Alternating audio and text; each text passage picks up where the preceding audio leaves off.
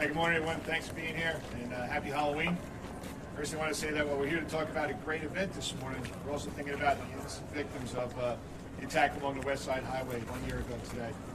In fact, about an hour from now, we'll take part in a wreath-laying ceremony there to remember the 8 lives that were taken and the others that were injured, including 2 children. Just like to ask that we, and all of us, keep them in our thoughts and prayers throughout the day. And I want to thank the New York Roadrunners and outgoing race director Peter Chacha for being such incredible partners with the NYPD all these years. Truly, the New York City Marathon is one of the jewels of this great city, which draws runners and spectators for serious competition and for fun, believe it or not, running 26 miles from all corners of the world. When it comes to organizing and ultimately safeguarding such an extraordinary and frankly enormous event, the NYPD could not ask for a more receptive and safety-conscious group of professionals with whom to work. Every member of the New York City Police Department wishes Peter well in his retirement, and we look forward to our continued alliance with Jim Hyam, who takes over as race director following Sunday's event. Just want to give you an idea how the NYPD is approaching this year's race in terms of having another successful marathon while ensuring the safety of everyone involved. As I said, this has become one of our city's and indeed our nation's premier events. Planning for and securing events like this is what we do on a regular basis. We'll hear more about the details of how we're doing this in a few minutes from Chief of Department Terry Monahan, and John Miller, our Deputy Commissioner for Counterterrorism and Intel, will speak also. As I said yesterday at our Halloween safety briefing, there are no specific or credible threats to New York City this week, and nothing directed towards the events surrounding the marathon. As usual, however, our uniformed presence will be quite evident wherever one looks this weekend, and our efforts will include much that the public will not see as well. We urge everyone to enjoy this event, but to always remain alert to your surroundings. The vigilance of all New Yorkers and that of every visitor to our city helps us all share the responsibility for public safety. If anyone sees anything that doesn't look right, or doesn't feel right, or makes them feel uncomfortable, I ask them to flag down a police officer, and there'll be thousands of them out there on Sunday, or call 911, and please give us a chance to investigate it. This is our job to keep people safe, and the bottom line is this. The New York City Marathon is going to be one of the most well-policed, best protected events anywhere in the nation. It's going to be another successful event as it is every year. I'm counting on the NYPD running team to defeat the fire department and to bring home the Mayor's Cup finally after a few years. And I know Laura said it was a friendly competition, but I'm really not so sure about that. Peter? Thank you. Thank you, Commissioner. I just want to acknowledge and thank all the men and women in blue that protect this city 365 days a year. It is the safest city on earth, and we really appreciate all the work that they do. Also, just to thank Commissioner for the partnership over the years, his friendship, his leadership, in allowing us, New York Roadrunners, to do what we do every week in the city's parks, and especially the first Sunday in November for the marathon. It is going to be a great marathon, as it always is, the greatest marathon in the world, in the greatest city in the world. So thank you. Hi, good morning, everyone. As you know, this Sunday's marathon is going to bring 51,000 runners and 2.5 million spectators along the route here in New York City. As you can imagine, it's an enormous undertaking to protect this entire route, but it's what the men and women of the NYPD do every day, and they will be up to the task. We've worked closely since the last run across the finish line last year, planning this event, working hand in hand with the New York Roadrunners Club and a lot of other various law enforcement agencies. On Sunday, you are going to see thousands of cops lining the route. There will be a lot of police officers that you won't see that will be out there, so a lot of visible, a lot of not visible. We are going to have blocker cars and sanitation trucks, sand trucks, all along the route, making sure it is completely secured. We are going to have our school safety agents working both the finish line, the starting line, and the grandstands, blinding people that enter to make sure everyone there stays safe. Our heavy weapons teams from ESU, CRC, SRG are going to be all along the route. You will see them out there. We are going to have dozens of our canines working that day. and our bomb squad will be there. Everyone here knows the great work that they do, and they will be out there on Sunday as well. We will have posts on top of rooftops throughout the route, keeping observations. Along with all the assets we have on the ground, our aviation units are going to be up, and they'll be surveying the entire route. We will also be taken to the seas with our harbor units. They will be protecting the waterways and the bridges along the route. As you can imagine, traffic along the city will be moving at a slower rate with the 26 miles that are going to be covered on the route, but our traffic agents will be out there making sure that we can keep traffic moving. We're going to have millions of eyes sitting around here watching this parade. They are a force multiplier. It is a shared responsibility for everyone to keep this city safe. So as the commissioner said, if someone sees something, say something. There are going to be cops everywhere. Go up to a cop if anything looks suspicious. If you can't, call 911, or you can call 188 NY City Safe. Good luck to the runners, and we're going to have a great day on Sunday. Thank you.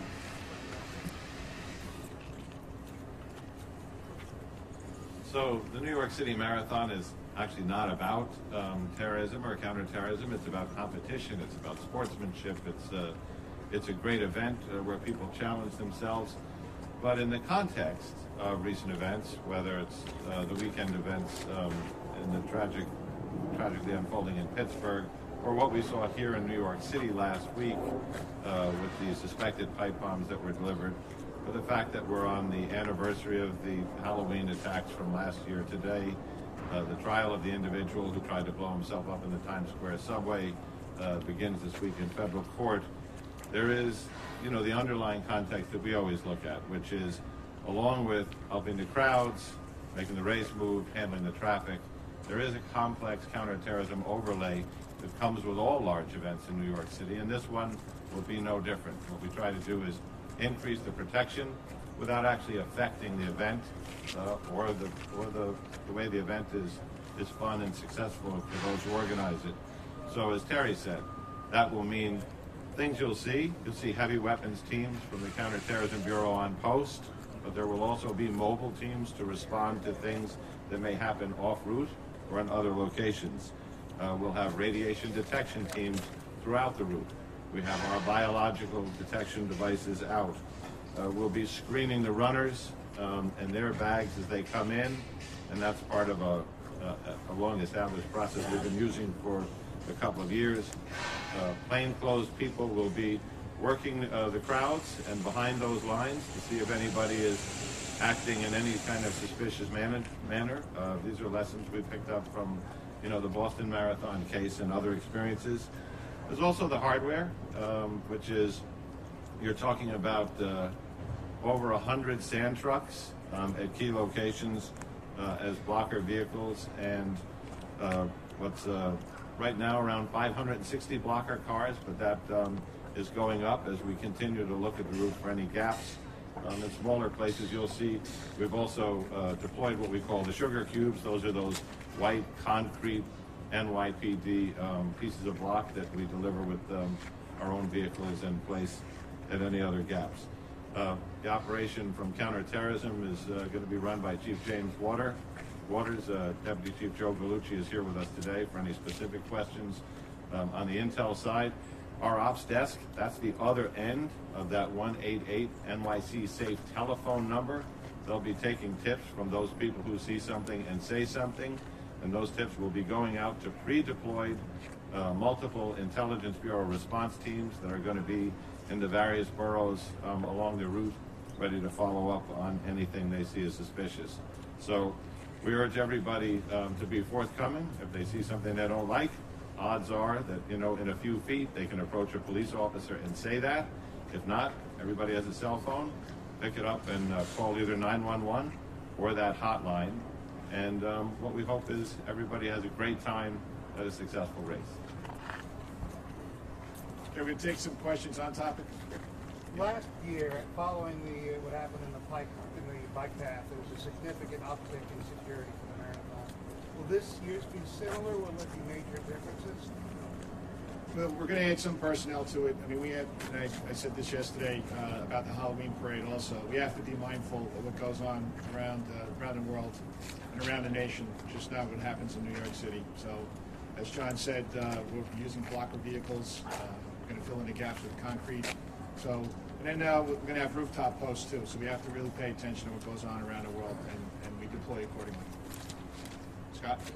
Is this the most challenging event to secure, being that it's so covers all 5 boroughs, 26 miles from you? And talk about what the difference is between this and maybe some of the trade.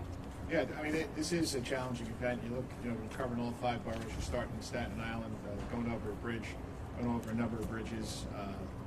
But again, the streets leading to the route, we're making sure we're blocking off. We have 36,000 uniforms that we can pull from. We have a great counterterrorism unit. We have CRC, SRG, ESU will all be out there. So it is challenging. It's not like New Year's Eve where there's a limited area. We're talking about the bow tie area. Even the Thanksgiving Day parade, even that, that's a long route too, but it's a little easier to secure because it's not quite as long. So it's a challenge, but this is something that the NYPD, along with all of our partners, including the New York Roadrunners Club, we do very well. Yes. Commissioner, did last year's event along the West Side Highway expose any vulnerabilities from a security perspective that you had to address? And if that's what you did, how was that done? Yes, I actually use the West Side bike path quite often, and immediately after last Halloween, we saw the Jersey barriers that were put in to prevent unauthorized vehicles there, and the state is now in the process of replacing those Jersey barriers with bollards. It looks like they're going to be done sometime in 2019, finishing that, make it a little bit easier for pedestrian and traffic and runners and bikes to go up and down that path, but it is secure. Anything else on topic? Yeah. With the pipelines going through a lot of post offices, would that make you... Let's stay on topic for now. It's Are you getting there? Okay. Yeah. Did it make you think about any adjacent targets or positions that aren't directly reported to the police force, but are things that... Yeah, okay. So the question is, with what happened with the packages that were mailed throughout the United States, does that change the way we're thinking about the marathon? So we don't just concentrate on the route. We do go a couple streets on each side to make sure that they're secure too. We look for suspicious vehicles. So that's part of the process of keeping the route safe. Anything else on topic? All right, I think we're going to reset a little bit for some off topic. Okay. Thanks. Thank you.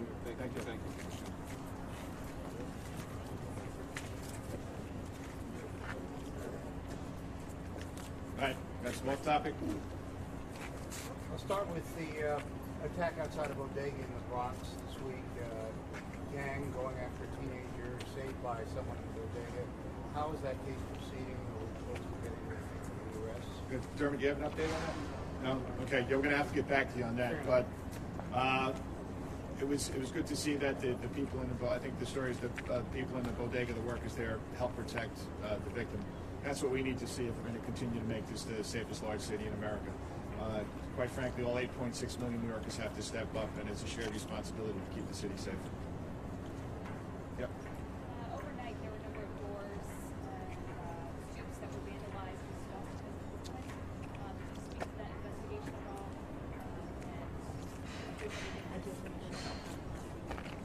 all? I'll start off and say there is no tolerance for hate crimes in New York City. We have the best hate crimes unit in the nation, quite frankly, and each and every crime that gets reported to them is fully investigated. Dermot, I don't know if you have an update on that investigation.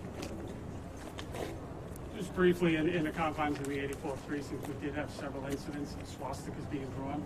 They're being investigated at this time as potential hate crimes. We believe it will bear out that they were. What we've seen in the last month is an increase in anti-Semitic hate crimes, particularly swastikas on buildings in parts of the city. Anti-Semitic hate crimes make up about half of all of the hate crimes that we see in New York City. It usually makes up the largest portion, but in the last 28 days particularly, which is a little troublesome, we have seen an uptick in that category. So I have confidence the hate crimes detectives will get on that. We'll do the normal course of action. We'll be interviewing people in the community, looking for video, and try to apprehend whoever's responsible as quickly as possible. Anything to account for that increase? It's tough to get into the minds of those doing it. Certainly the actions that are going on around the world could have something to do with it, but pinpointing it is very difficult. just to add to that, and as I spoke about shared responsibility, if you have any video, in your home, and criminal mischief cases are fairly difficult to investigate, so we need everybody's help. If they have video or if they saw something, if they could dial 911 or call their local precinct to help us investigate it. Yeah, Mark? Do you have anything on the two women that were found in the river? Have you guys spoken to their mother, or do you know if she's still Chief Shea will give you an update on that. So a lot done in a short period of time. First, as I said publicly, the first priority was identifying the girls, young ladies. And once that was done, I think that we've made significant progress in piecing together pieces of this puzzle to find out what happened. Detectives have been down in Virginia. They've conducted a number of interviews in Virginia, including members of the immediate family, as well as others. And those interviews are really unraveling in some way a piece of the puzzle of behind the scenes what was going on in the two young ladies' lives. There is still work to do. Later this afternoon, we're going to be releasing updated pictures. Those pictures were obtained with cooperation of the family. And again, we're looking at a 2-month gap. And we're looking at a 2-month gap. The detectives' work has filled in many of the pieces, but there's still some gaps that we would like to fill in and get a real clear picture of what happened in the last 2 months. But there has been, I will call it significant progress, trying to get the complete picture of what ultimately led to the two young ladies being discovered. Is that leading you toward homicide? No comment on that. We owe it to the victims in any case to do our due diligence and follow the facts. I think the detectives are doing exactly that here, and I'm confident that when the complete investigation is done, we'll have a good idea of what exactly transpired, and we'll update you accordingly as facts come in. Is the family back in Saudi Arabia? I'm not going to get into any facts on the family. Time for one or two more, please. Commissioner, any thoughts on the legislative updates of the council about the special